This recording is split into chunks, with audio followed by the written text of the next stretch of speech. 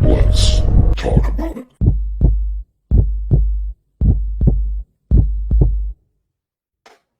Oh, that's weird. Okay, 3 people viewing. I'm like, we had 0 for a second. I'm like, what the hell? How are you? I'm all right. I'm a little tired. You know what? I think it's got to be the atmosphere or the time of year, or I don't know what it is, but I'm tired with you, Richard. I'm tired with you. I'm tired of being tired. Does that count? Sick and tired of being sick and tired. Yeah. Yeah. Yeah. No. Yeah. So I was on an investigation last night, as we were talking about in the green room, and yeah, it was kind of flat, but yeah, those investigations always have a tendency to wear you out emotionally. You know, they just drain you no matter what. You know, you're trying your best to push energy out to get energy back, and that'll wear you out. Yeah, for sure. You know, we threw everything at it we could throw at it. So yeah, no, I agree. You know, sometimes you gotta throw everything into the kitchen sink at it, right?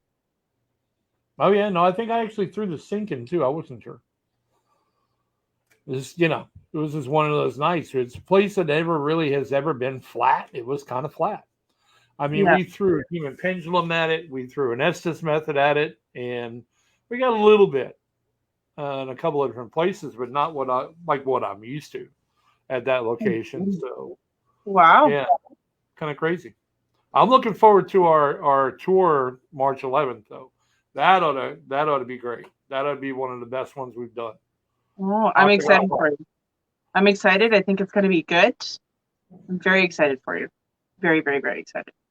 Hey, Carmen, good to see you. Michael, good to see you. Guys, welcome to another wonderful episode of Let's Talk About It. We're going to talk about it. That's what we're going to do. As you guys know, for those of you who are just joining us now for the first time, we multicast. So that means that we're on different networks at the same time. So I cannot see all of your questions. Richard can, all your comments and questions. So if there's something specific you have to send to me, please, by all means, put my name in the comments. Otherwise, I don't know what's for me. I try my best to look at my screens too, but Richard's got the masters. So, yeah, and please don't ever be afraid to ask a question. This is a safe place, a safe environment. You know, there's no stupid questions. They're all great questions and comments. So, yeah. Well, a lady by the name of Lori Gordy said you should join us for a tour. I wanna. I mean, Octagon Hall would be the place for you to go. I want to so badly. You know what? I will. You and I have talked about it 100 times. I am getting down there. As soon as I can get down there, I will be down there. I will. Yeah, COVID just killed everything. How's it going, Mort? I mean, yeah, we've had you with us virtually a couple of times, and that's been fun. Good morning, Bev. Hey, Tara. Yeah, and that's been fun. But I'm telling you, this place, there's not a facet of the paranormal that isn't there. Everyone. Sounds exciting. Yeah, elementals, apparitions, shadow people, disembodied voices, EVPs like crazy, human interaction, human manipulation with skin, hair, etc. Opening doors. I mean, it's You know, it's so funny talking about manipulation. So I was working last night. I was doing a group gallery session, and I'm sitting in front of all these people, you know, on a chair, and all of a sudden my hair's going, and they were pulling my hair, and I said, everybody stop, look, can you see them pulling my hair? And everyone's like, oh my God, I can't. They were literally like pulling and moving my head. It was fantastic. But that's the kind of entities that I love that will interact with you on cue.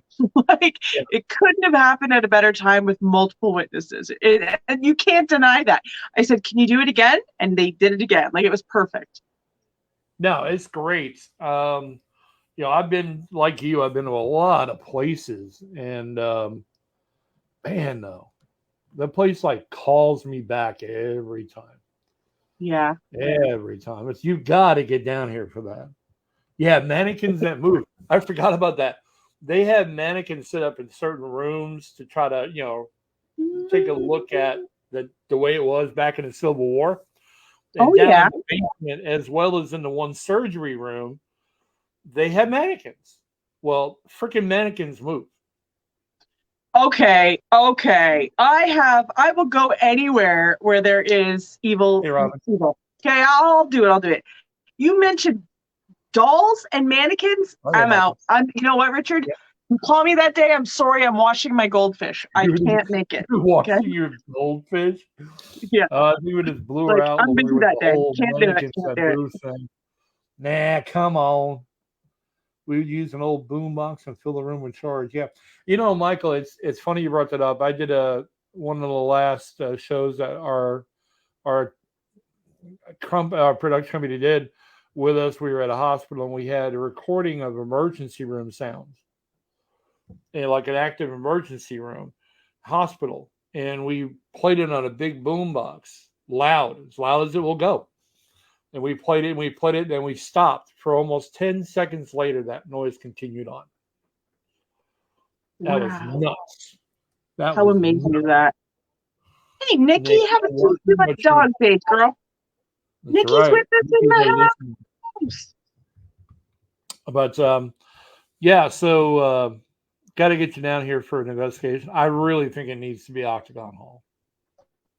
I think all of our viewers need to get down there. I think maybe one day we should do a Let's Talk About It live show.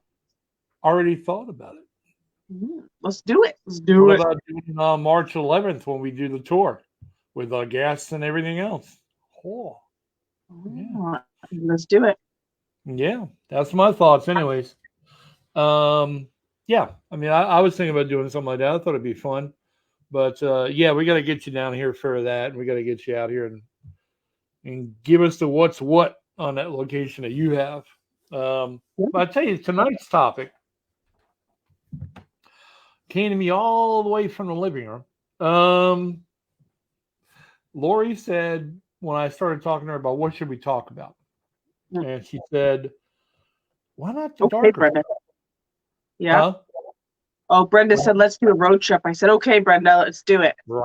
Sorry, I'm listening to you. I'm trying to look at the comments. Premiering one of my post lives. How do you break the cycle? Oh, I have no idea. Yeah. So we started talking about it because we've talked about equipment and crystals that protect you and things you should do. We rarely have ever talked about the darker stuff. Yeah. So for fun, no problem, Jane. For fun, we started looking at people who were selling Dybbuk boxes. Oh. Do you want to talk about some dark crap? Yeah. They're selling that shite on eBay. They are selling it on eBay. That's scary. Oh yeah. And they're giving you the warning, hey, this is for people 18 and over. Hey, there's a negative spirit in this box. Hey, there's a demon or whatever. They're giving the warnings, but they're selling these things on eBay. And I've never had an experience with a Dybbuk box personally. I have heard the words Dybbuk box during investigations on the Estes method several times. No, I said no. Yeah. No. For those of you that don't know what a Dybbuk box is, it's actually, I mean, we should maybe explain it to them. What is it like? So why don't you talk your version of or what you believe it is? All right. So the Dybbuk box, based on what I've seen and what my experience tells me, is it is a box. Usually it's handmade or wooden in some portion, some frame of fortune. And then inside the box, typically are personally cursed items.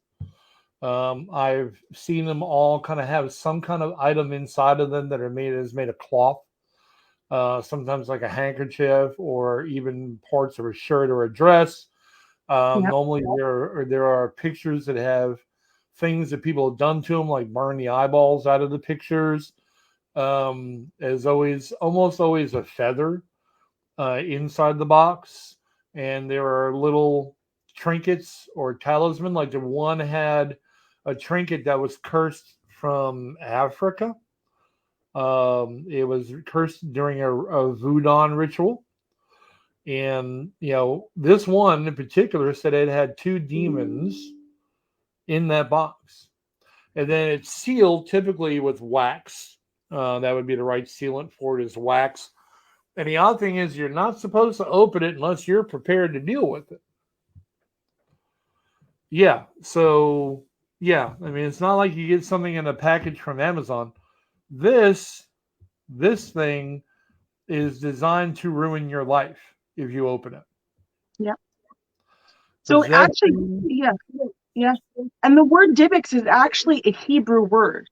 So it's actually, it gained notoriety when it was auctioned on eBay. Is what it was, and it was actually it was a story featuring a Jewish Holocaust survivor in the paranormal, and basically what happened was, these things exactly, there were jinn, or there were evil entities and Dybbuk that was put in there, and there was issues with it. Obviously it was something that was bad, but Dybbuk is actually a Hebrew word, Jewish word. Yeah. And it really was, I believe, designed for memories, both good and bad. But, and then, Brenda brought up the point here, how many of them are fake, though.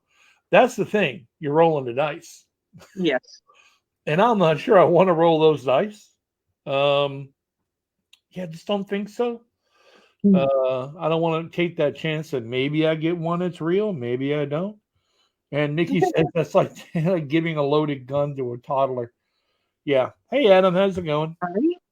So I mean, that's this one. I've seen and heard of a lot of things with a Dybbuk box, and none of it's good. Yeah. Well, I mean, no matter what you do, you mean, in basic science class, they talk about don't sniff a bottle. Don't, taste test something. The same principle happens. If you don't know what's in it, you probably shouldn't open it. And the problem is people take religion to a whole new level. People do not understand the concept of safety practices. People like the entertainment value on these things.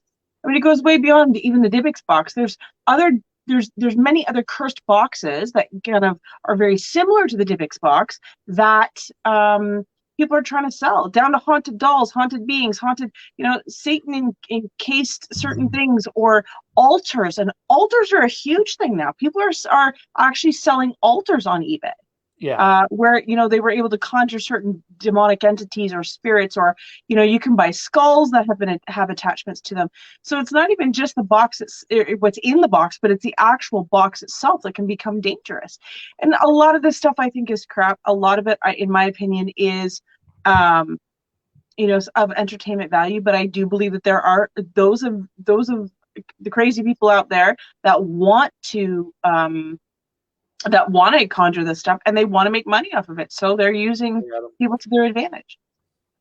Yeah, you talk about the things like that, the darker side. Dolls and I don't get along. Dolls, mannequins. Well, mannequins, it was, look, I'm going to tell you, sitting in that summer kitchen down in the basement of Octagon Hall, I'm literally sitting 3.5 feet from the mannequin. I saw that female doll's head go, And then we had another one up in the surgery room, which is where they did all the surgery amputations for the war patients. It had, looks like gauze or cloth or a towel in its hands. Mm-hmm. And you could actually watch that towel move. Wow. Yeah. How about no?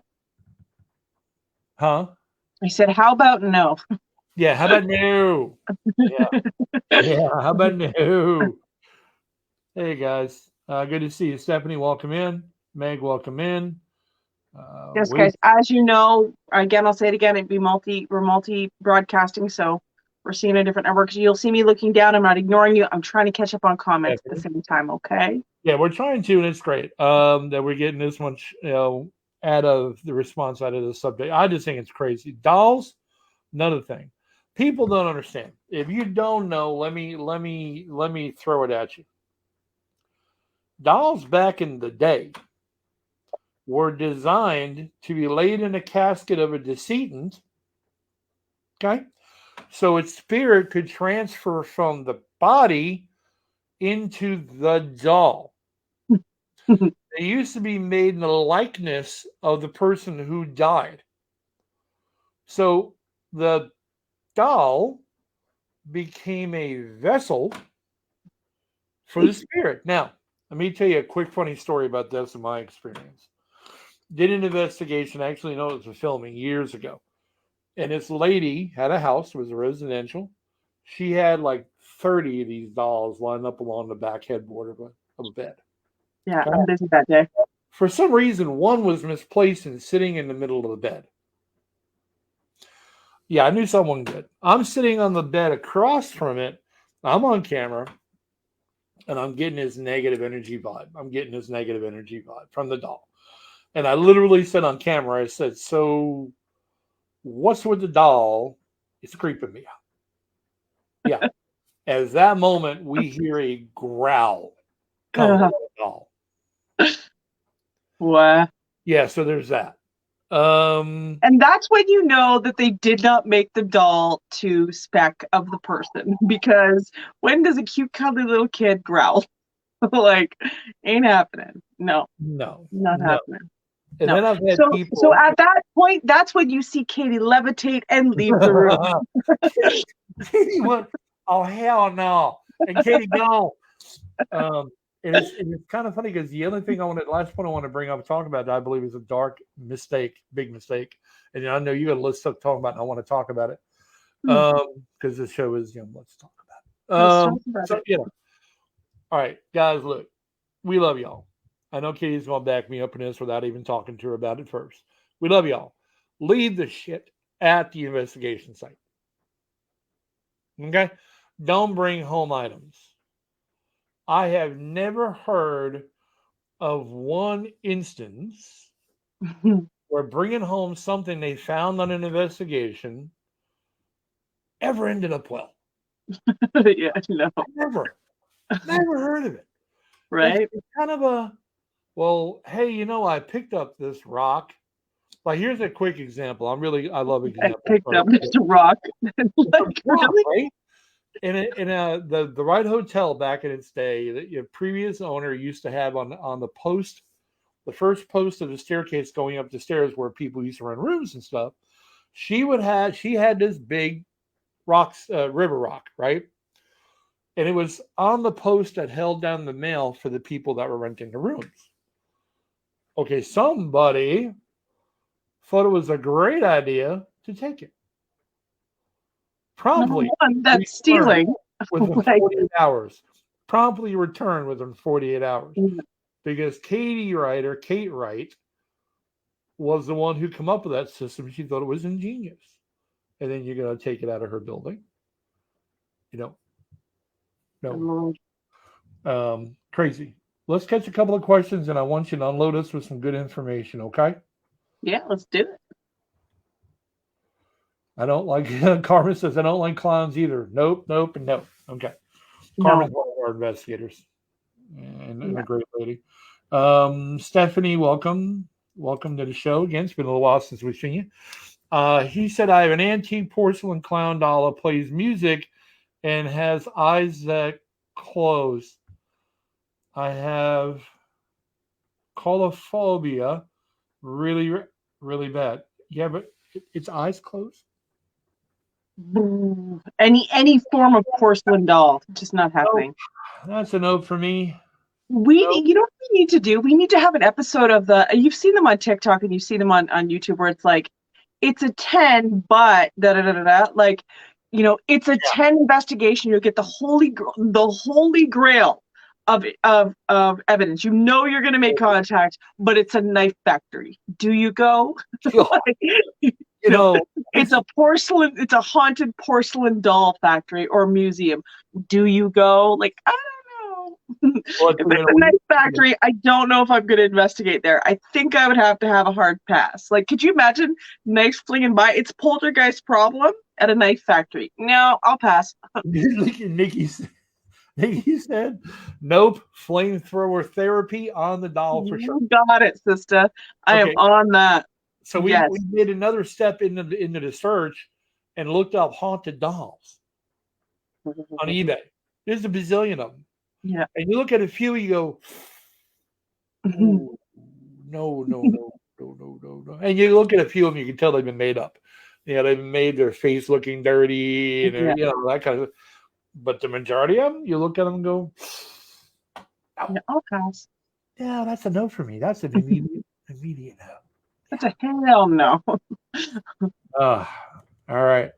So talk to us. You got a lot of information we want to talk about. Well, we kind of labeled this episode that it's going to be the dark stuff, the bad side of the paranormal, the evil.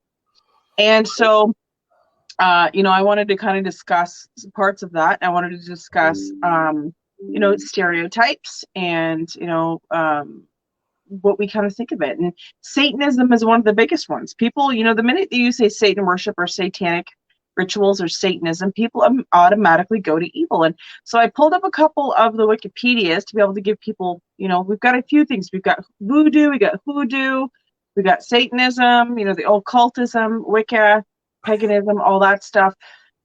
We've got it. I figured that I would kind of cite off of Wikipedia and just kind of give the definition of it, so people could be a little bit more informed. But from what I've read, so I'll read it, okay? And this is directly from Wikipedia.org. So Satanism is a group of ideologic and philosophical beliefs based on Satan. Contemporary religious practice of Satanism began with the founding of the atheistic Church of Satan by Anton LaVey in the United States in 1966. Although a few historical precedents exist, prior to the public practice, Satanism existed primarily as an accusation by various Christian groups toward the perceived ideological opponents, rather than the self-identity or valid religious belief. Satanism and the concept of Satan has also been used by artists and entertainers from symbolic expression. So basically, this is, evil. But going into it, delving into it a little bit more, there are many people that say that it's a stereotype, that it's actually evil. There's many Satanist groups over there that are believing that their religion is based on other than God. And that's why it's considered Satanism, is because it's not an atheistic mind frame completely. Like, they don't believe in anything, but they believe in something other than God, or what Christians, Muslims, Jewish, all that believe in God, right? So it's another belief system. Yeah. I think the challenge runs into it for most people is that, and I've seen and I've engaged a few Satanists in my time, right?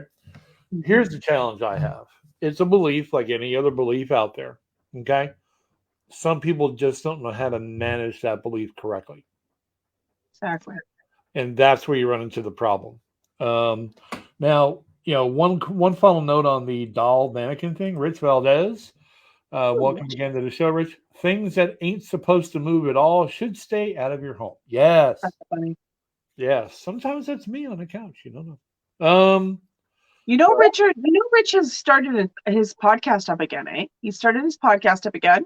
It's the evenings, Rich. If you get a link, it would be great if you put it into the comments so people can check you out, because it's a really good podcast, very informative. I can't remember what night it comes on because I catch it after, but shove it in the comments so people can check it out, because it's worth a watch. It was really, really informative. Good. Yeah. One final doll comment before we move on. Robert the doll. Okay, so just a final thing to put out there about it. Cindy Kaza, who has agreed to come on his show, hopefully sometime really, really quickly here this month, did an entire documentary on Robert the doll. Good documentary. But if you're interested in something like that or you want to see more about it, look it up on Discovery Plus under Robert Dudal and Shock Docs. Discovery Plus has got a category called Shock Docs, and it's under that category is Robert Dudal. Sick, crazy stuff. Yeah, Meg said that's one creepy doll for sure. Okay, so Nikki said, I must say for me that I truly can only say I've encountered demonic energy twice in my life, but far more interactions with negative energies. I think some folks get the two confused. Absolutely. So what does that have to do? People's impressions with negative energy, what does that have to do with things that are dark? I want to give my quick opinion. I've got to turn this back over to Katie. So here's the thing. If you're in this business long enough, you will encounter serious negative energy. Serious. Like it make you want to think fight or flight. Kind of serious, right? I think it's what we give it back that allows it to manifest further into what it wants to do. Okay? So I think if you go through and you have a negative entity, and you go through and you label it a demon, I think you're giving it more power. I think if you treat it with the fear energy that people put out when they hear the word demon, I think you give it more food. What do you think about that? Oh, I agree. Absolutely. I think anything that you put a conscious awareness to is going to be feeding it, for sure. I also think that too much of a good thing can be bad too. So no matter what it is, I'm not condoning satanic worship or behavior by any stretch of the imagination. But people could also argue that Wicca and paganism is evil. Voodoo is evil. And by no means, if used correctly, it doesn't have to be evil or negative. I think that there's obviously your fanatics. There's obviously people who are uneducated or unaware of what they're actually getting into. There's different churches. I don't want to label churches because we'll get flack here, but there's certain churches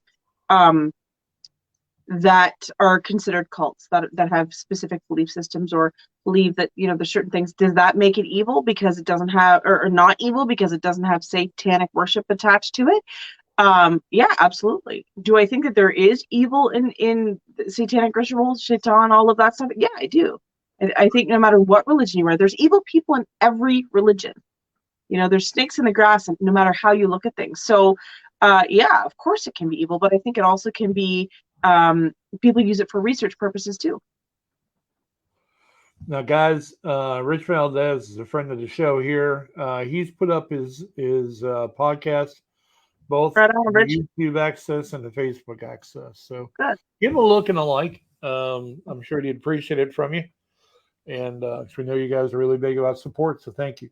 Rich also said that I investigated Robert Dudal back in 2004, locked down in an East Martello museum. That was a night with crazy activity. I bet.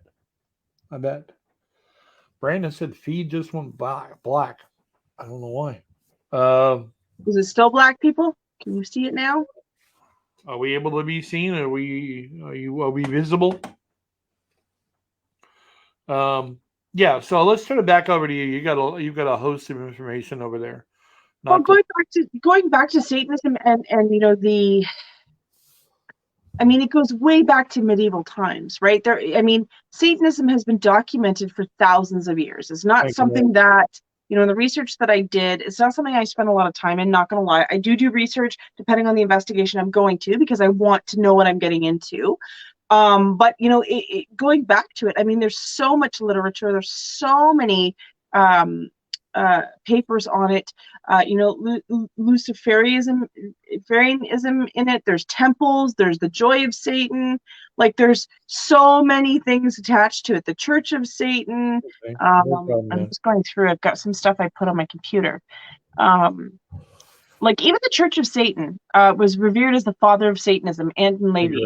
He synthesized his religion through the establishment of the Church of Satan in 1966, and the publication of the Satanic Bible in 1969. Okay, so there was indulgence, there was vital existence, undefiled wisdom, kindness to those who deserve it, responsibility to the responsible, eye for an eye, code of ethics, while shining abstinence based on guilt, spirituality, unconditional love, pacifism, equality, herd mentality, and scapegoating. So there was so much involved in this, and it's its own Bible, you know. They mentioned Scientology in here. They mentioned, like, there's so many things. And honestly, we could do a whole episode on this. I do not want to give it that much credit, to be perfectly honest with you. I don't want to spend that much time on it because I don't like that to go out into the universe. But there's a lot there. I did watch some documentaries on people who believe in this stuff. And there's a lot of wholehearted fanatics, cult followers, I will call them, that truly believe this and believe into this. And then there are those who, you know, like to go to Sunday school, if you want to call it in a satanic manner, and they teach their children. So there's variant levels of it. I think that, you know, the thought of it kind of makes me uncomfortable. I think, you know, immediately we go dark, we go evil, we go, you know, to the devil, Shaitan, we go right to that. And it does have some facets to it, but the word Satan is kind of interchangeable. I mean, they added Lucifer to it, to that satanic manner, but really it came down to, you know, other than God, other than the thought of God. So, you know, it's a scary subject. Well, it is, and I think there's an opportunity for. All right, so here's my thing: word is power. Intent is power. Got it. I've known a lot of people in my time that have had the abilities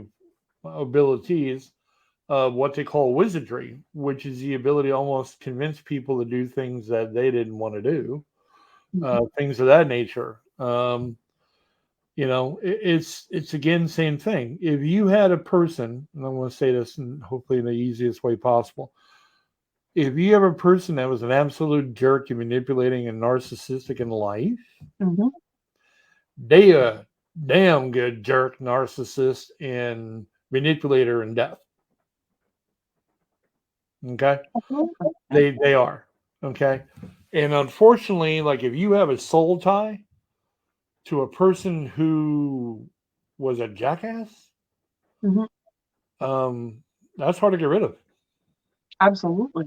You know, and I think we also follow, just as a brief statement, I think we also follow too many ways that make things negative. You know, I've heard a lot of people come to me and go, hey, why don't you book a tour at this place here because there's an active demon on the 3rd floor and I won't put people in harm's way. Yeah, I'm good. When you've had, like Kitty and I both have, when you've had that interaction before, it's a lesson you really would like to not repeat. Exactly. I definitely would not want to put people in harm's way that are novices or enthusiasts and are coming out for a good time. Oh, hey, by the way, now I got to do an exorcism on you because you just got partially possessed. I don't want that on me. If you can't have fun on a tour that we do without having to go face to face with a demon, you're at the wrong tour. And I think too, like, you know, again, you know, as public figures, you know, Richard and I think it's our doing our due diligence, and trying to explain that what you're seeing on television sometimes is for entertainment, and to not run after, you know, what you're seeing, because really you don't understand what's happening behind the background. Either this is strictly for entertainment purposes, or these people are being affected. And one thing that we have emphasized on multiple occasions: it may not affect you today, it may not affect you tomorrow, it may affect you 5 years down the road. It doesn't forget you. It doesn't. You may not be vulnerable now, but it's vulnerable then. You know, there are people that have to get exorcisms, have to go, depending on your religion, you'll go to a sheikh, you'll go and you have to get magic taken off of you. You know, I mean, you and I have dealt with this on multiple occasions, trying to help people, depending on whatever religion you go to, going down to hoodoo and voodoo.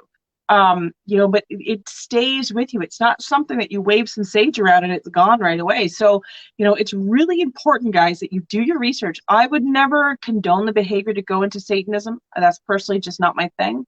I love God. That's the way I look at it. God and I are tight.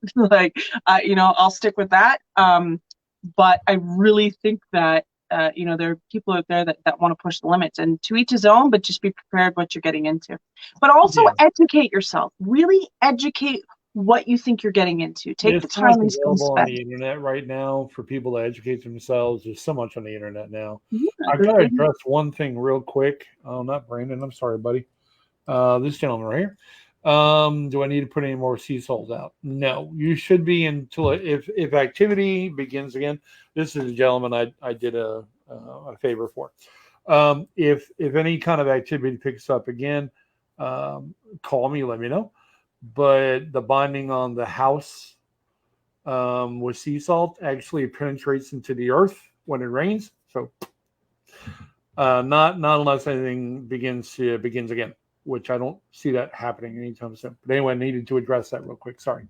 We can get back to it.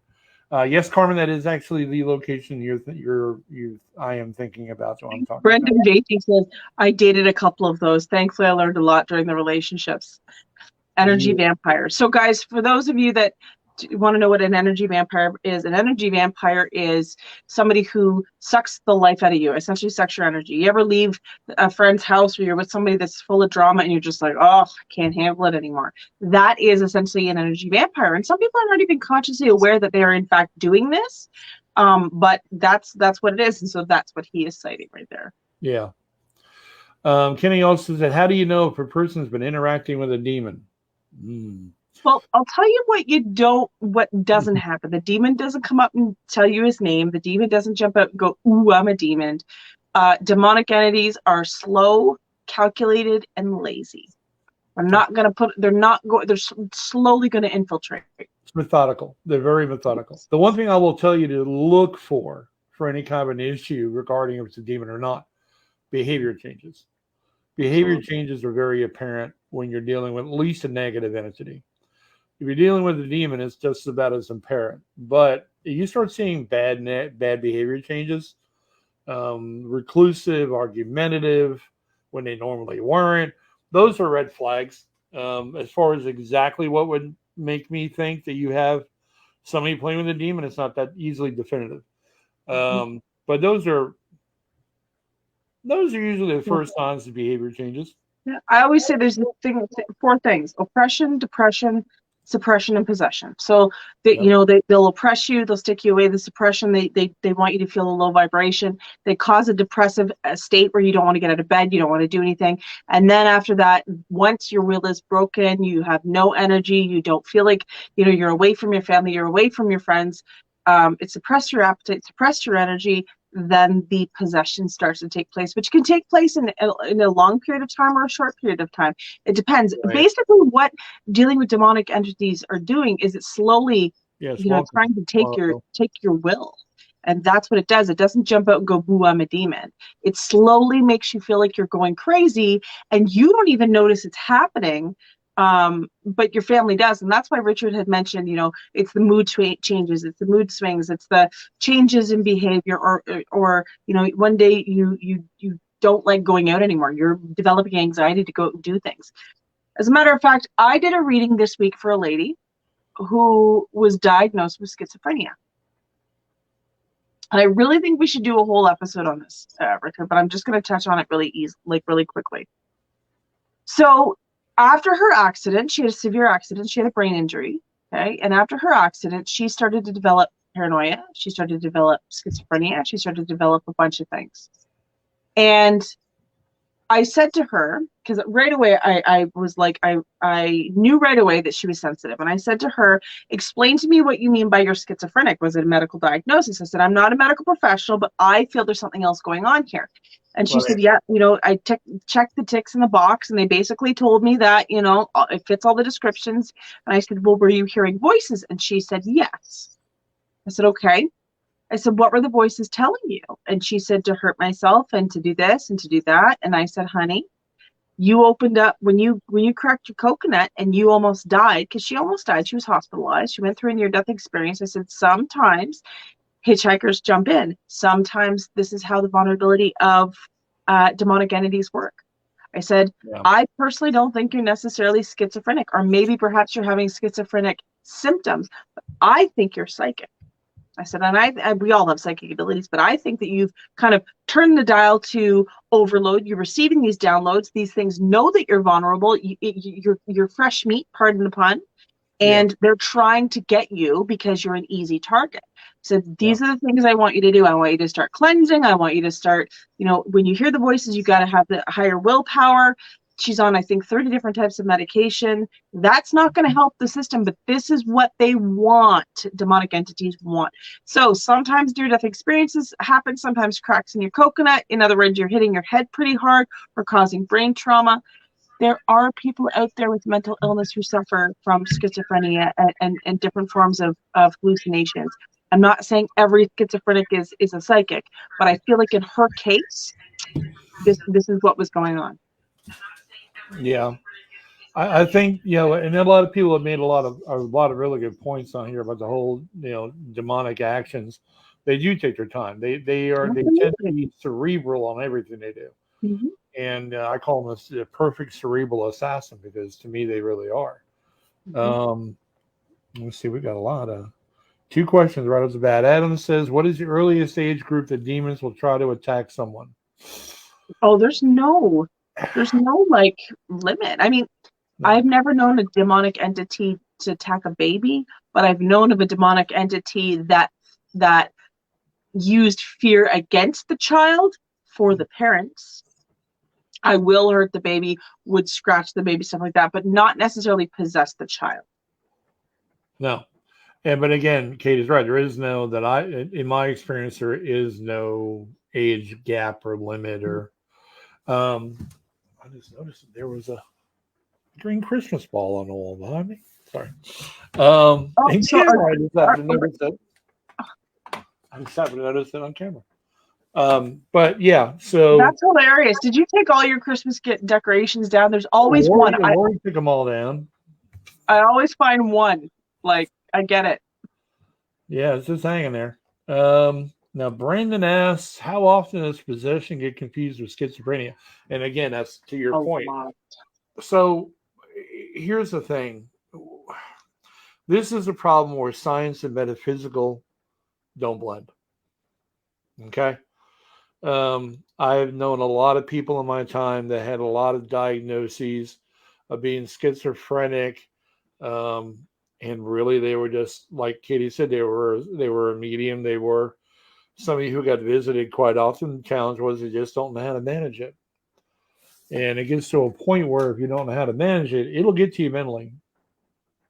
Mm-hmm. Hands down, it'll get to you mentally. You got to think of it this way. Okay, so you fall and you break your arm, and you go to the hospital and they give you an X-ray. They can physically see that the bone is broken. They know without a shadow of a doubt that there's a break there because they have evidence. Right? You go to last time I checked, and I'm not a psychologist, I'm not a therapist, I'm not a medical professional, but the last time I checked, going to the hospital to be diagnosed with a mental illness such as schizophrenia, there's no, like, this is checking ticks in a box in terms of symptoms, signs and symptoms. So there's no X-ray. I mean, there are some physical signs, there are certain things that can occur, but really this is, as Richard said, cerebral, and so it's harder to diagnose. It's more about what symptoms you're showing and what is going on. Yeah, exactly. So that's precisely what demonic entities want to do. They want to use that to their advantage because you're at a weakened state already. Well, Charles wrote first. Welcome to the show, Charles. He said you could be dealing with a legion of subdemons too. Yeah, there's minion, right? I mean, there's it's like the worker bee for a hornet's nest or a bee nest. You got the queen, she's in charge, and then you got all these workers. They're all just as bad if they bite you, sting you than anything else. It's just, you have to understand how to manage what you got going on with it. But there's also malevolent spirits that are not demonic that can cause a lot of damage, if not more. I mean, let's get back into the Satanism. There's a lot of negative that can go on with that. There's a lot of negative indentation to that, right? But not every Satanist is doing evil spells or conjuring evil to hurt somebody or to cause a demonic possession. Some of them are victims of their own happenstance in the sense that they've been raised this way to believe that that is what's correct. Who am I to be ignorant and assume that certain religions are correct? I know what I feel is correct for me, but so do those people too. Those people feel it's correct to them. If I had a nickel for every time someone thought that I was evil because I'm a psychic medium, or if I was evil, what kind of spells do you do? What kind of a witch are you? What evil are you dealing with? Right? It's haram. It's bad. No, I work with God every day, and I try to help and educate those people as you do, Richard. We try to clean up the chaos. We don't try to hurt people for it. Right. Yeah. And the same goes for witches. The same goes for voodoo. The same goes for voodoo. Different religious practices. Not all of them are for bad. Witches are not bad people. Yes, there are some bad witches, but not everybody is evil. There's a lot of wonderful things that happen. Hey, Brian. Yeah, and it's again, it's all behind the intent, right? Mm-hmm. It all depends on how they handle it. But just a quick addition to the question about or statement about psychosis being schizophrenia, exactly. Or whatever, schizophrenia versus being possessed by a demon. What you have to understand is that if you go to a doctor, that person is trained to believe in science. Exactly. They're not trained to believe in metaphysical. I know there are some doctors out there who hey, they're all about it. That's cool. But there are still some diehards that were trained not to ever believe in anything except what's in your hands. Okay. So at that point, there's no such thing as demon possession. There is schizophrenia, and we have a drug for that. Right. And then we make you a zombie, and we move on. Right. Yeah. So we got a lot of questions. A lot. So while Bill says satanic religion is not evil, it's a person that is evil. Absolute. And I think, but it's funny. In the south of the U.S., I don't know how many times I've been called a demon chaser. I get called a demon chaser quite often. I'm in the Bible Belt. I think I'm actually in the buckle. I could be wrong. I don't think I am. But, I've had a lot of people reach out and call me a demon chaser. Call me a demon worshiper because I'm speaking with the dead. And it's really amazing what people get out of what you do. So again, talking about witches, there's white witches and then there's black witches. Yep, agree. Just like there's good people and there's bad. Well, I mean, think of it this way. Who was worse? So the witch trials that occurred. Who was worse? The poor women that were burned because people assumed that they were witches, or the people burning the witches? What's evil there? Like, these were the most religious people out there that were they did what they thought was right, but they burnt innocent lives. They caused issues. Most wars are based on religion. It's because one believes that they're correct and the other one believes that they're correct, and they fight about it. There's spiritual warfare that goes on, that doesn't necessarily have to do with quote unquote religion. It's still spiritualism. I mean, look at paganism. Paganism is a way of life. It's not just you're doing casting spells. It's a belief system. In Islam, it's a belief system. In Judaism, in Christianity, in many different forms of religion, everybody has their version of correct. And I have done huge amounts of research on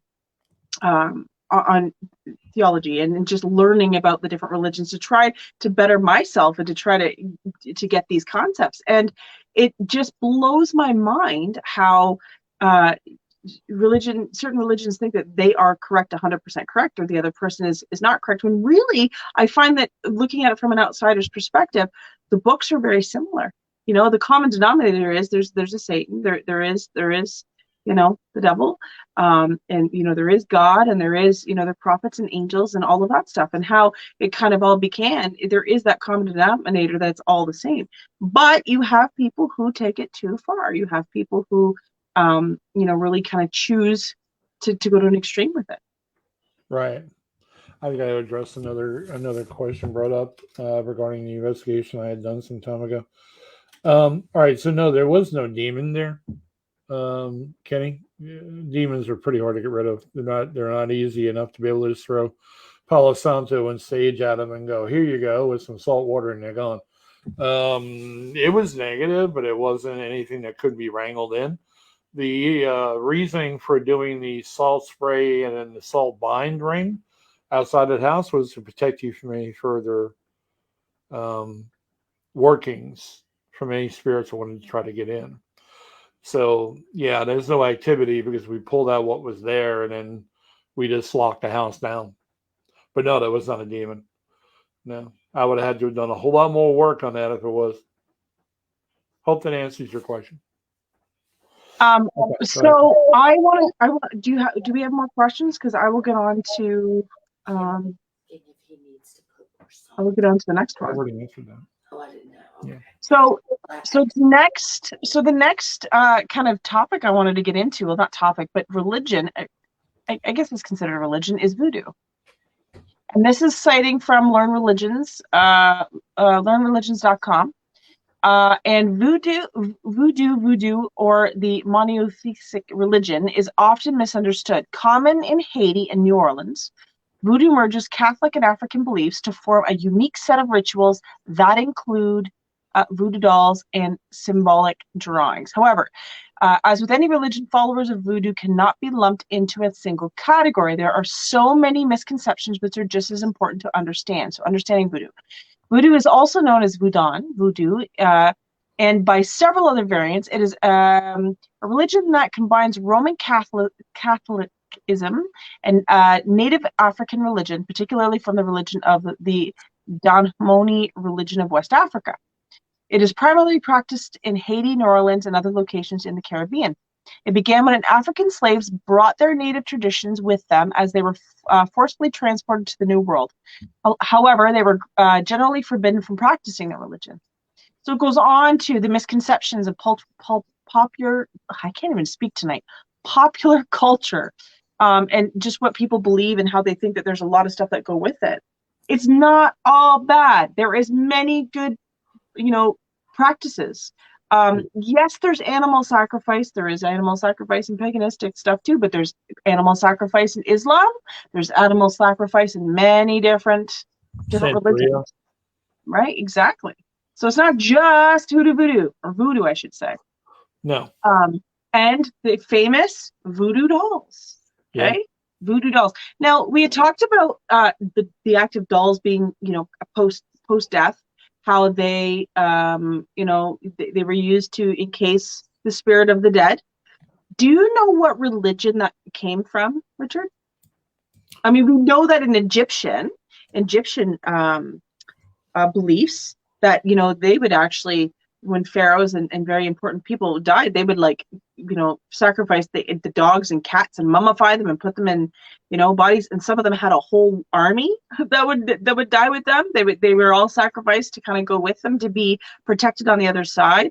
So we know that it goes as far back to that, and I'm sure farther back, where that's what they encased it so that they would take it with you. The coins over the eyes, so you weren't poor crossing over. You had something to give to get your past to go to the other side.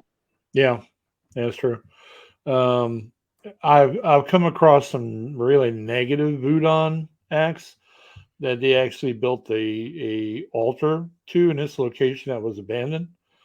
And it was one of those things where it had an entity that would love to have latched on and went home with you.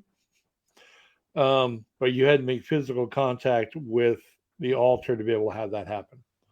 And I had an investigator going to put a piece of equipment down on it, and I actually reached over and pulled them back. Don't touch that. You don't want any part of that. Because again, is in my understanding, is originally voodoo was designed to ward off evil and protect. and then the doll thing came out. It's kind of progressed itself to a point people are afraid.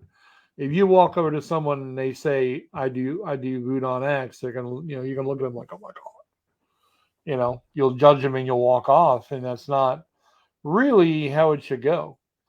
We should do a whole episode on voodoo. We should get voodoo priestess to come out. So Brian mentioned Hebrews do it with Dybbuk box. Yes, actually at the beginning of the episode, Brian, you were unfortunately a little late coming in. We talked about the Dybbuk box. Yeah, we did. Yeah, but you might want to take notes though, Brian, because we're all going to have a quiz. Yeah. Now, Lori just said there is also hoodoo. Yes. So I'll get down to hoodoo. So hoodoo, citing from wikipedia.org, is a set of spiritual practices, traditions, and beliefs created and concealed from slaveholders by enslaved Africans in North America that became the ancestral religion. Hoodoo evolved from various traditional African religions, practices in the American South, incorporating various elements of indigenous botanical knowledge. Hoodoo is an African diaspora tradition created during the time of slavery in the United States. So it goes on. The first documentation of the word hoodoo in the English language appeared in 1870. The origins and obscure, but it is believed to originate as an ulterior of the word voodoo. So I mean, one they consider is a spiritualist thing, and the other one they consider is more of a religious thing. And you know what? I have actually worked with hoodoo priestess. I have worked with these people who do a lot of spells, and I got a cleansing principle and technique from a hoodoo priestess, and she suggested that I use eggshell to do cleansings. A lot of times what they would do is they would take an eggshell and you would grind it down, and if salt didn't work, exactly, and I can't remember the term for it. There's a name for it. That's what they title it. But that's what she had got me to use, because I tried salt, I tried sage, I tried all the fixings. I even tried red brick dust. A lot of Wiccans use red brick dust for cleansings. I tried that. That wouldn't work. And of everything I tried, the eggshell worked. Have you ever used vinegar? On my fries. You asked, I'm just saying. Do you guys do that down in the States? Use vinegar for your fries? No. You should try sometime. It's epic. That's a Canadian thing, I guess. It's Canadian, eh? But we use it. It's worth it. All right. Brian asked if the quiz counts towards his final. Maybe. Yes. Yes, it does. Trying to look through. We got a lot of comments. Yes, Nikki said she uses the eggs all the time. I'm going to just quickly.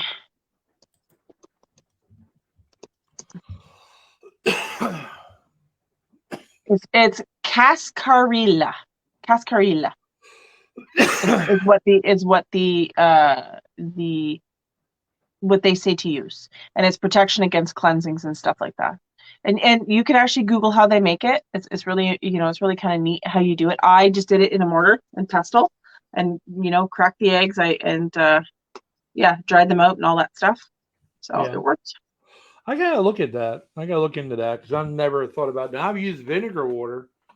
Yeah. To wipe down sludge, paranormal sludge from a place. Mm-hmm. Kenny, you're fine. It won't cause any issues. Kenny is, again, previous client. Now you're fine. Sitting here talking with us, you're fine. Yeah. Well, let's get into Wiccan. So modern is basically Wiccan is, and again, cited from wikipedia.org. I think because I researched a bunch of this stuff before I came on just to triple check. I know a lot about it, but I really thought it was important to cite it. And because it's a common denominator, that's why I went by Wiccan. But some people argue with these theories. So, these are not personal opinions of myself or Richard. This is strictly what I'm getting off of Wikipedia. But it's a modern pagan religion. Scholars of the religion categorize it as both new religious movement as part of the occultist stream of Western esotericism. It is developed in England during the first half of the 20th century and was introduced to the public in 1954 by Gerald Gardner, a retired British civil servant. Wicca draws upon a diverse set of ancient pagan and 20th century hermetic motifs for theological structure and ritual practices. So, again, casting spells and all of that stuff. Now, paganism was like that's pre-Christianity, like paganism, and there was big kind of war and fights there because there's a lot of indigenous beliefs in terms of praying to the gods. They believed in a lot of elemental spirits and different types of gods, multiple gods. No, they did.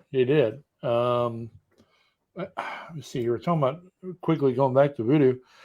Lori said, I was welcomed into a priestess voodoo temple in New Orleans. It was amazing. She was a high priestess and provided education with many universities. And she was raised in a Catholic church. Mm-hmm. She was an amazing lady. We enjoyed meeting and speaking with her. Eggshell. Lori said she showed me an eggshell video. I don't remember it. But I am a man, and we do typically forget everything. We got that on video, Lori. We got that on video. So if he ever says, I couldn't even lie about that in person. Yeah, I can lie about that. Yeah, I have selective memory loss. Right. And I don't hear very well. And Lori's funny because she'll turn to me and go, well, you can hear the dead from 6 miles away, but you can't hear me. That's life. Yeah. That's funny. Let me see here. Yeah, you know how it goes. Okay. So breaking it down, there are other religious. I don't like the word cult because cult kind of has an evil word, meaning behind it, or not a great kind of. It's demeaning in my opinion. And yeah, cults can be bad, but there are many different types of magic that people do. Richard had talked about white magic and dark magic and all of that stuff. Wiccan just is not an evil or dark or malevolent thing. It is a sect of type of witches, but there are many different types of witches out there, and ones that you've probably never even heard of. Voodoo made the voodoo doll popular, but there's many other religions, there's many other practices that use dolls to physically, sacrifice or to cause pain to other people. Black magic in Hinduism, in Islam. Black magic, magic is very well known, and the evil eye is something that every person in their home utilizes. And if you guys take the time and Google evil eye, it was actually kind of a mainstream thing. It's making a comeback now where people are wearing it as fashion. It's a fashion thing where you'd see the eye, evil eye. But a lot of times what they would use the evil eye for was so that, you had something protecting you all the time. It was always watching to repel that evil eye coming, or the evil coming to you. It would kind of repel it and send it back on its way. So there's many different versions, and in each religion you deal with, you have people who are going to take advantage of that. In Islam, it's very big. Magic is a huge thing in Islam. Huge. And I'm not saying that it's part of the Quran. I'm saying that it is. There's people that utilize evil and the jinn and conjuring evil spirits, and they do that in voodoo, hoodoo too. And certain witches do it. There's so many. Look at the Catholics. They use bloodletting for many years as sacrifice. Now, would you say that you're sacrificing it to a god? No, but they did. That's kind of something that they chose to do. So each religion has their own kind of belief system. And we've coined that term so often at a jest. Mm-hmm. I'm getting the evil eye. Mm-hmm. And it's, I get it. I get it often because, But it's from Mediterranean. I give you the evil eye a lot. I give it a lot and don't realize it. Does that count? Brian, you're right. It is a Mediterranean descent. I give it from time to time. But I'll use the PG version. I've been told that I have a very good resting witch face. Hey. Yeah. Is it as bad as being stink eye or pink eye? Brandon, go to sleep. Yeah, everything's good. Everything's good, Mario. Good to see you out here with it. Yeah, and Charles is right. It was the evil eye thing was used for a matter of protection. So, Absolutely. yeah. But I think we in trying to close a subject topic on the dark side. I think a lot of it too that we tend to forget is our own actions. You know, this is going to sound kind of off the cuff and weird, but it's me, so why not? Um, at the end of the day, we can be just as nasty to the dead as they can be to us. I'm a firm believer in that. Mm-hmm. I mean, we can be just as disruptive and nasty and whatever as the dead are to us. I think we also push to a point of dealing with nasty or even demonic at a point. And instead of leaving it alone, we push to get to that point. Yep. And I think it's scary that we do that. We go on investigations and we watch a little too much TV. And we get out here in these investigations and we know there's a dark spirit out there or even a demon. And we're going to go out there and poke a stick at it because that's what somebody does on TV. Not smart. What happens if that stick pokes back? And it will. How many investigators or investigation teams have you ever heard of that have gone out and did provocation and didn't get a nasty result back? Oh yeah, true that. Yeah, agreed. Now let's say you go out there and you poke a demon. That's scary. Yep. Because I've only had a few encounters with a demon. Not pretty. I mean, you think you are in control? You're never in control. No. You could battle it, and maybe you win, but you're never in control. Well, the thing about spirits and the thing about demons is they don't have to eat, they don't have to sleep, they don't have to, but you do. And so you may, be strong today, but you're not going to be strong tomorrow, and it slowly breaks you down. So it's got a lot more time. Time is what we make here. It's not something that is on the other side. And these demons are thousands of years old. It goes with elementals. It goes with, look, Richard, you can talk about the Bible a little bit. You understand it, that these are fallen angels, right? Yeah. A lot of them are fallen angels. And so they're much older than we are. And the belief that is written and under research you'll find is that their belief is that they're more powerful than God. That's really their misguided belief. And I've battled them. I've actually come to battle, face-to-face battle, 2 in my entire career that I've had to rescue someone out of a possession. And that, forgive my language, guys, but that shit will straighten you see these gray hairs? That'll straighten you right out in the whole process of, I want to go in this place because it says there's a demon in there and I want to talk to this demon. And no, you don't. Nope. We did our documentary, which has now just been released. And our director and producers decided to stay in the building after we left. They dealt with a guy who wasn't a demon, was really bad. And he tried to coax him, the director, to come down to the basement. And his first impression was, nope. I said, nope. And there are not a lot of people that can say nope.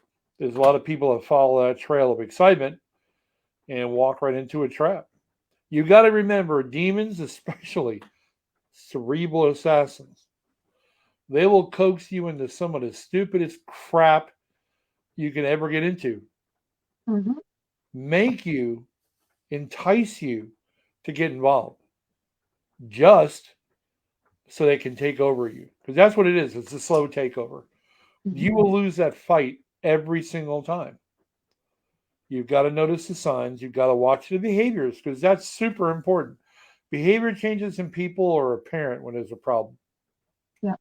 And that just doesn't go for demons or demonic entities too. when you cast a spell on Okay. someone, so I have done multiple cleansings on people who have had magic done on them. Okay. And I until I witnessed it myself, I'll tell you right now, I was skeptical.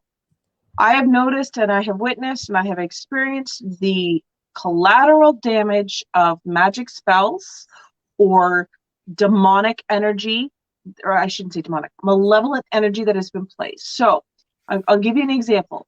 There are different magic practices that happen where you will take a hair from somebody or something that you love from somebody, perhaps a piece of material, whatever. You do a magic spell, you put it in a hex bag, you either place the hex bag on the individual or in the individual's personal belongings.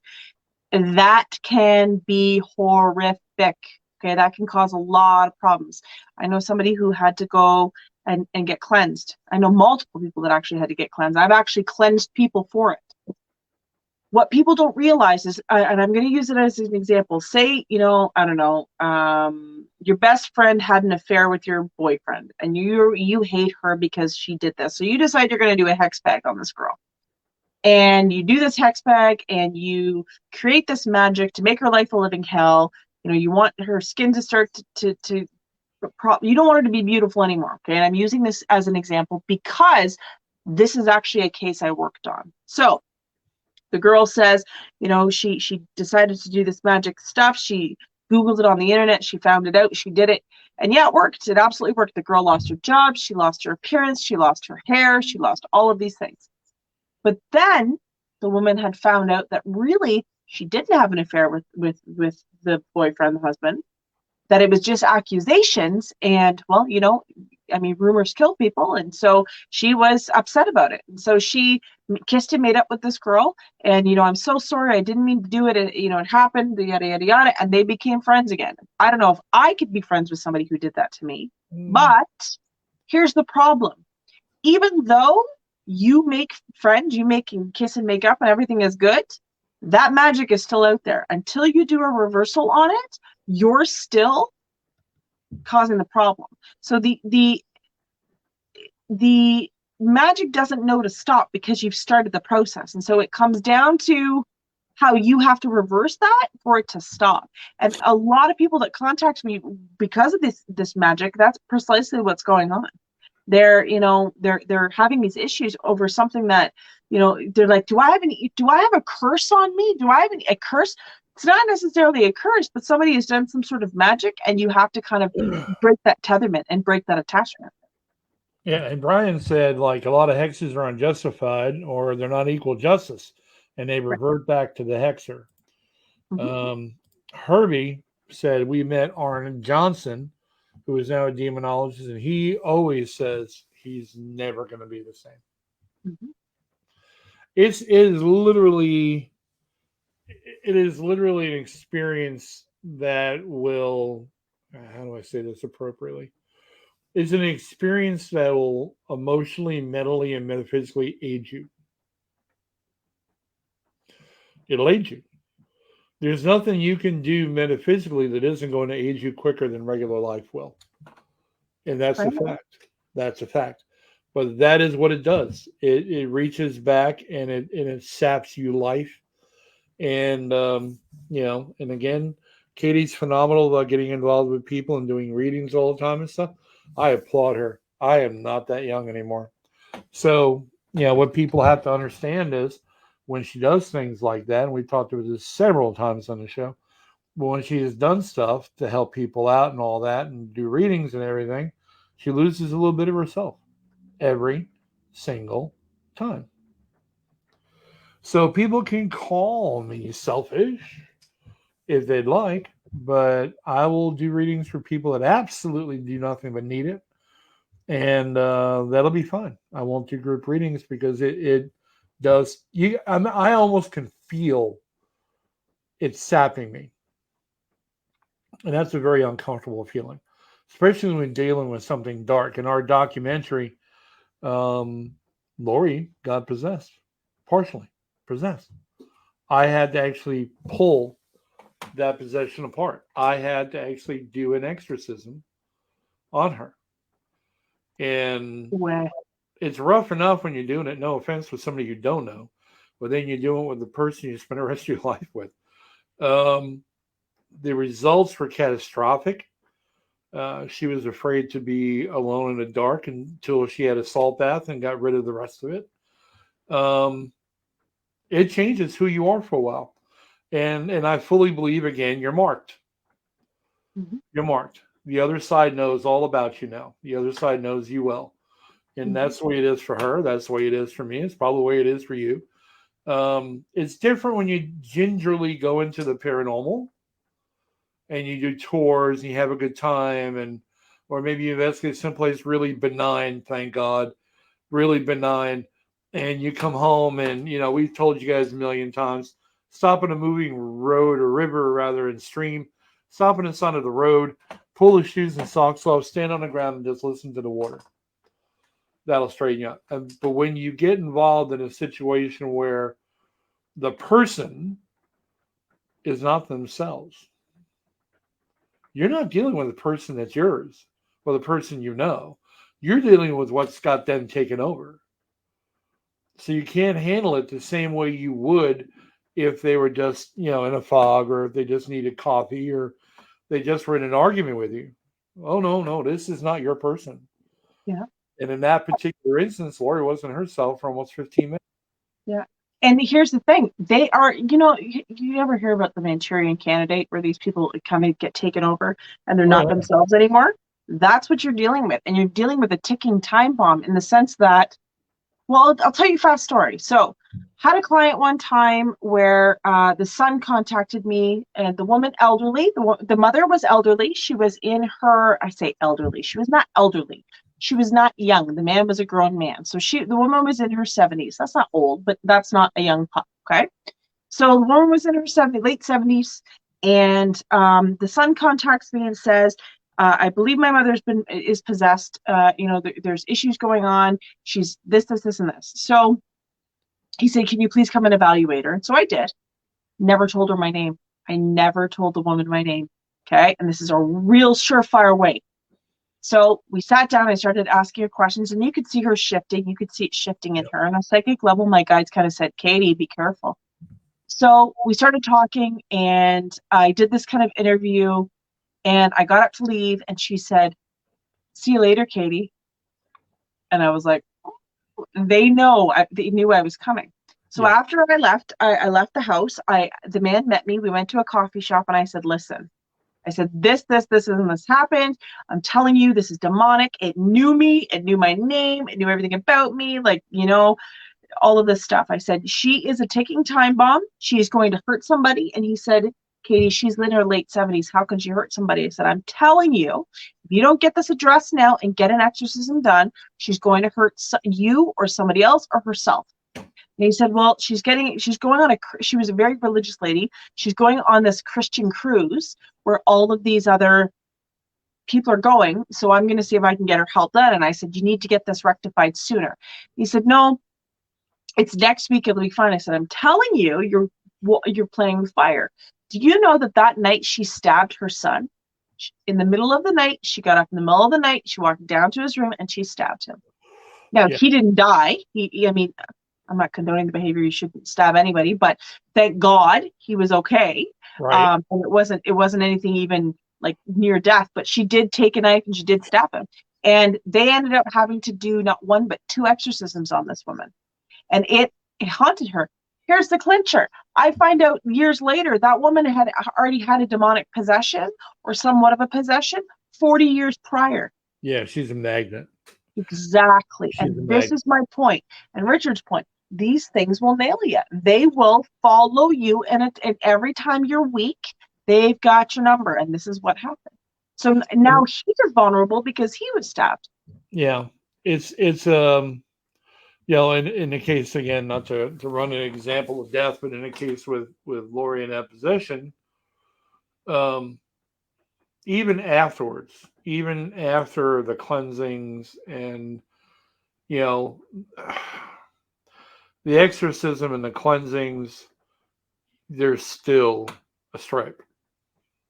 Mm-hmm. She's going to deal with that for the rest of her paranormal and physical life.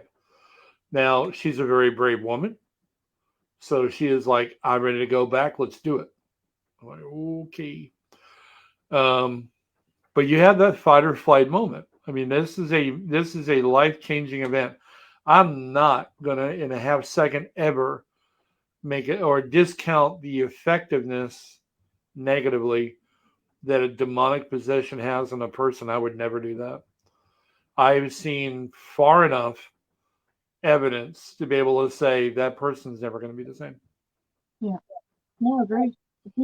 Now, somebody put up, possession seems to be like demons saying they can rack up points by getting as many souls as they can. The more they get, the higher the status. Yes. Okay. So I know. Yes, I agree with you. I absolutely agree with you. But I want to put it into perspective as energy, because we're looking at it like, he gets this one, he gets this one, he gets this one. They're on my team. There's more to it. I want you to look at it like energy. So we operate in a universal consciousness. So the universal consciousness is something that we kind of assimilate to and we feed from. So that's the higher vibrations, the lighter vibrations. And there's different levels to the universal consciousness. But in order to win a spiritual warfare, let's take away from that. So you're taking the strength away from that energy. And if they harbor those souls and take that souls, that's one less strike against the universal consciousness that they have to fight. And that's what they're trying to do, is weaken the signal, if that makes sense. Weaken that spiritual signal so that they can take over. And so any type of malevolent energy, lower end vibration, that's what they want to do. They feed off of lower vibration. So look at it like the orcs in Lord of the Rings. Okay. They were feeding off of and collecting and collecting and collecting to make their army bigger. So at one point when your soul is taken, it's used against you and you become evil. Your energy is used for evil. It's not like you put, a demonic hat on and you're a demon now, or you're changed forever, but your energy is used for bad, not good. Yeah, absolutely. And Lori disposed herself. She said, I lost a period of time that I have no memory of that night. It was terrifying, and our eldest son had to witness that. So he actually was so shook that he wouldn't stay at the house that night. Yeah. He had to leave. It was that dramatic. I mean, it's in the documentary, and it's very, very scary. Well, you're vulnerable. You're fighting something that you can't see. That's the scariest part. People don't realize you're fighting something you can't see. And guys, you think of ailments, you think of you cut yourself on the outside and you see the scar. You know where it happened, how it happened, why it happened, when it happened. But when you deal with spiritual warfare, there's no physical evidence that you even had that. The post-traumatic stress from it, the mental distress from it, and let's face it, the cerebral spiritual warfare that you've dealt with, that does not go away. Some people are forever affected by it. Yeah. And it makes you, for me, it makes me a little leery about certain things, certain places, more than it did before. It makes me look back and go, ooh, do I ever want to do that again? Ooh, do I ever want to? How about no? What's that? Yeah, how about no? And it's just kind of one of those things where you take another beat before you progress forward. Like, there would be a time that I wouldn't even think about her doing automatic writing. She's really good at it. She's phenomenal at it. It's probably one of the best ones I've ever seen. But that's what got her engaged, because she opened up to do that. She's a trans medium, and then that's what happened. So, so I'm more cautious now of her doing automatic writing, because I'm afraid she's going to open up, and I'm afraid something's going to happen. And that's a problem for me, because I'm supposed to be this leader of this team, and I don't want anybody hurt. It's scary. Wish I was Zach Bagans. I would see demons everywhere I go. Okay. So let me see here. Stomach growls. You hear that, demon? Yes.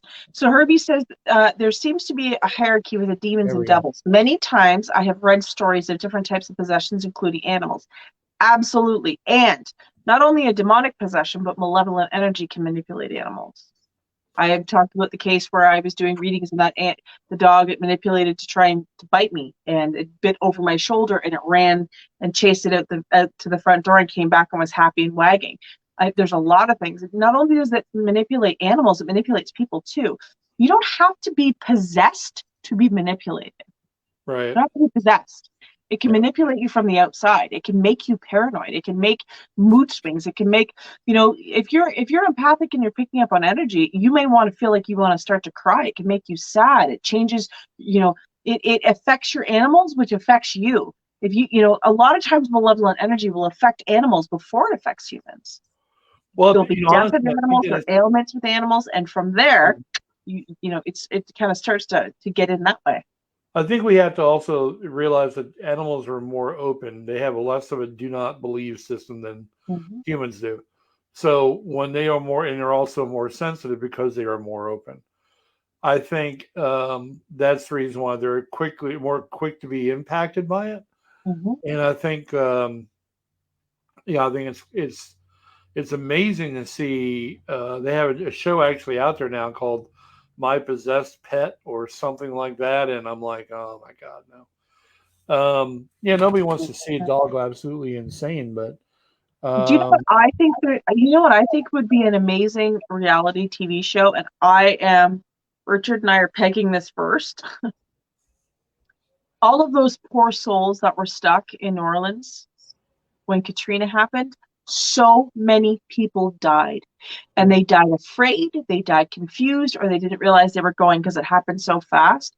Yeah. We talk about war zones. There's places down in Pennsylvania. There's all down through the South. There's all the wars, and you see those soldiers. They're still fighting. They're still, stuck in that moment. What about Katrina? And I think it is worth a documentary to go down and try and help these people cross over.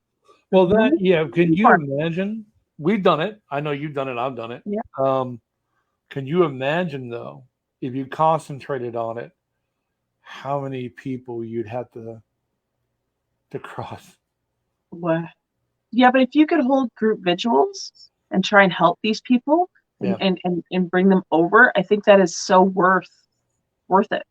Well, the torment that they go through when they don't know they're dead. Yeah.